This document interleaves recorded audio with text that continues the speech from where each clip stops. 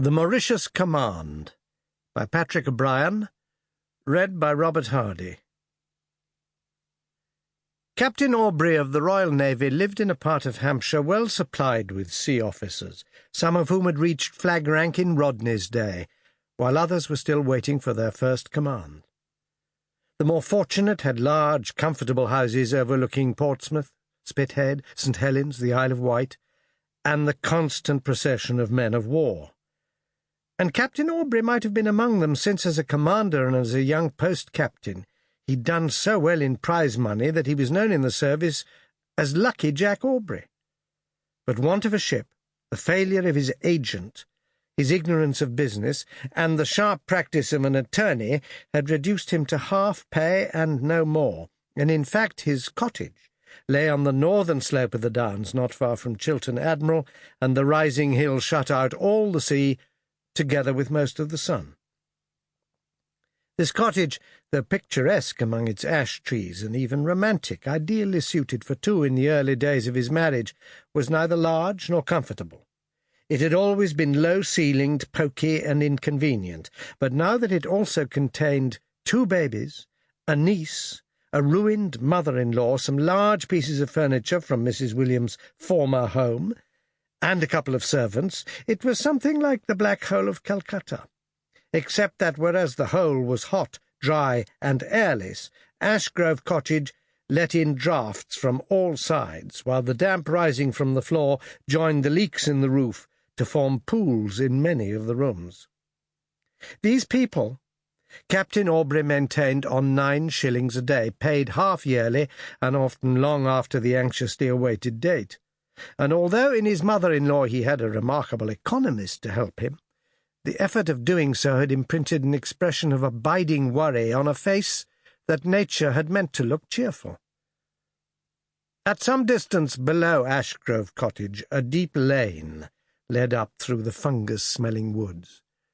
The heavy autumnal rains had turned the clayey bottom into a quagmire, and through this quagmire, sitting sideways upon his horse, with his feet so withdrawn from the mud that he appeared to be crouching on its back like an ape, rode Dr. Maturin, Captain Aubrey's closest friend, the surgeon in many of the ships he'd commanded, a small, indefinably odd and even ill-looking man with pale eyes and a paler face, topped by the full-bottomed wig that marked him as a physician, if a somewhat old-fashioned one.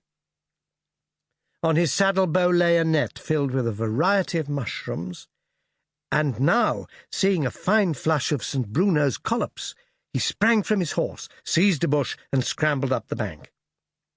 As he did so, an uncommonly large black-and-white bird lifted from among the trees, its vast wings labouring in the calm. Maturin's hand darted into the folds of his sash, whipped out a little spyglass, and presented it well before the bird crossed the valley and vanished over the hill that divided Ashgrove Cottage from the sea. With great satisfaction he stared after it for a while, and then lowered his glass to the cottage itself.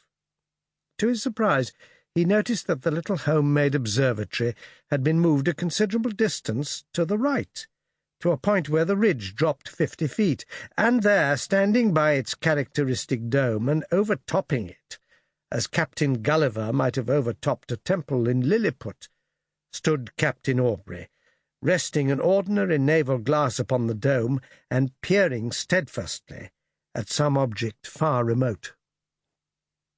The light was full on him. His face was sharp and clear in Maturin's telescope. And with a shock the doctor saw not only that look of anxiety, but also the marks of age and unhappiness.